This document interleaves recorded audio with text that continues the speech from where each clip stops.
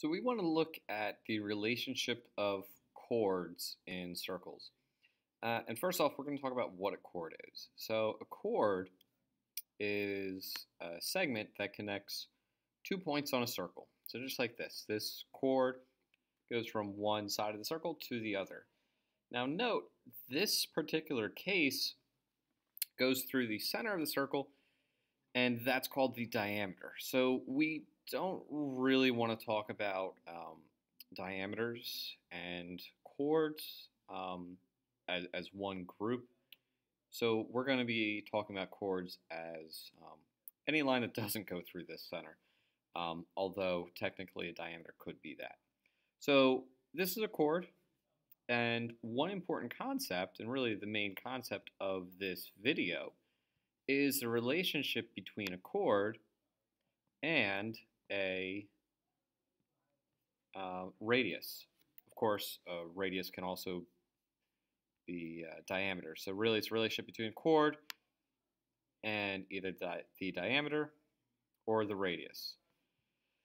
So there's a theorem that says when the chord is perpendicular to either the radius or the diameter, then that chord is bisected. And not only is the chord bisected, but the measure of the arc is bisected as well. So, for example, if this distance is 5, this is also 5. And if this measure up here is 15, then this measure is also 15. That's just throwing out some numbers, but that's the main concept, that when a chord is perpendicular to either the radius or the diameter, then the chord is bisected. So we see some application problems in this, such as here. Now there are a whole bunch of issues going on here, which we don't really need to be too concerned about. This is a squiggly line, so I'm going to instead try to do a straight line. There we go. That's the radius, and it's a measure of 6. Now for this question, they also give us this and say, all right, well, what's this? Well, that's also the radius. Radius doesn't matter which way it goes. As is actually this distance here. So this distance is also 6. And you can see that it bisects this chord because it's perpendicular to it. So in this case, they really just wanted to ask, what is the radius? It's 6. Now over here, we have some different lines going on. So we can see we have this diameter, which goes from one point on the circle to the other, cuts through the center. We also have this, which is the radius. It goes from the center of a circle to a point on the circle. And we have this, which is a chord. This chord goes from one point on the circle to another point. And because it is perpendicular to this radius, it bisects the chord. So if this segment here is 13, this segment is also 13, so x equals 13. That's it. Now if you do look, you could have made a right triangle and said, well, the hypotenuse is 16, what's this measure, and all that. But you can get really complicated. So instead, notice that this chord is bisected, and so if this distance is 13, this is equidistant, it's also 13.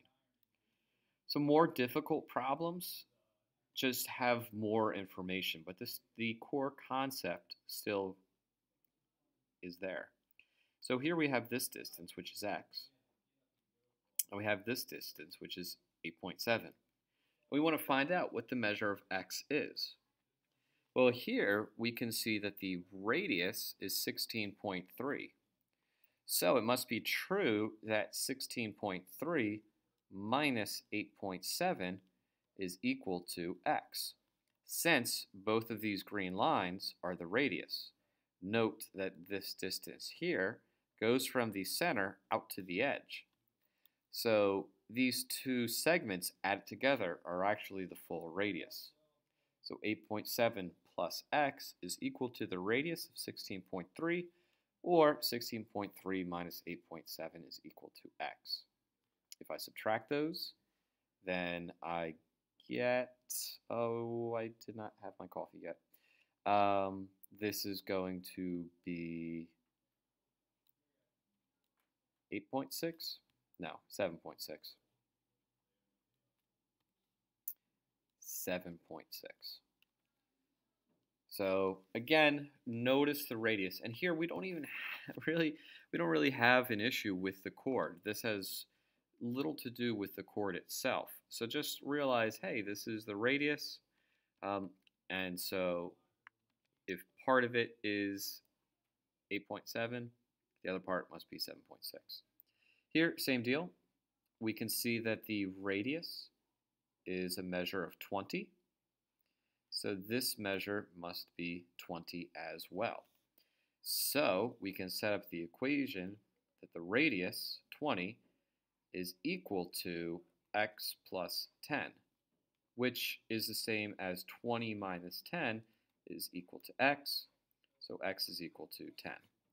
And so here we have the relationship between radii, what the chord does to it, and then here, what the radius does to the chord. Remember, when a radius is perpendicular to a chord, the chord is bisected, as is the arc.